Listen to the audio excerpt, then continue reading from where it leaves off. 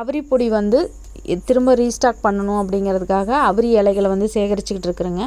அவரி இலைகள் பார்த்திங்கன்னா செடியிலேயே முத்திருச்சு அப்படின்னா கொஞ்சம் இலையெல்லாம் வந்து அதுலேயே கலர் வந்து மாறுதுங்க. அதனால் வந்து கொஞ்சம் கரெக்டான சைஸில் பூ பூக்கிறதுக்கு முன்னாடி கட் பண்ணி எடுத்தால் கொஞ்சம் கலர் நல்லா இருக்கிற மாதிரி இருக்குதுன்னு சொல்லிட்டு இப்போ கட் பண்ணி எடுத்துகிட்ருக்குறேங்க. இது எல்லாமே பார்த்திங்கன்னா தீபாவளிக்கு அப்புறம் தான் பொடி வந்து ரெடியாகி விற்பனைக்கு வருங்க. எல்லாம் அவரி வீடியோ போடும்போது எல்லா டைம்லேயுமே பார்த்திங்கன்னா யாராவது ஒருத்தர் இது அவரி கிடையாது கொழிஞ்சி அப்படின்னு சொல்லி கமெண்ட் போடுறாங்க. அந்த மாதிரி யாராவது இருக்கிறீங்க கமெண்ட் போடணும்னு நினச்சிங்கன்னா ஒரு நிமிஷம் யோசித்து போடுங்க. ஏன்னு கேட்டிங்கன்னா நிறையா தடவை நான் வந்து அவரிக்கும் கொழிஞ்சிக்கும் விளக்கம் கொடுத்துருக்கேன். அது மட்டும் இல்லாமல் வீடியோவில் ஓரளவுக்கு தான் வந்து அவரிக்கும் கொழிஞ்சிக்கும் விளக்கம் கொடுக்க முடியுங்க. செடிகள் வந்து அவ்வளோ தெளிவாக தெரியுதான்னு எனக்கு தெரியறதில்ல. அதனால் ஒன்று பண்ணுங்கள், அப்படி வித்தியாசம் தெரியலன்னா நேராக கிளம்பி எங்கள் ஊருக்கு வாங்க.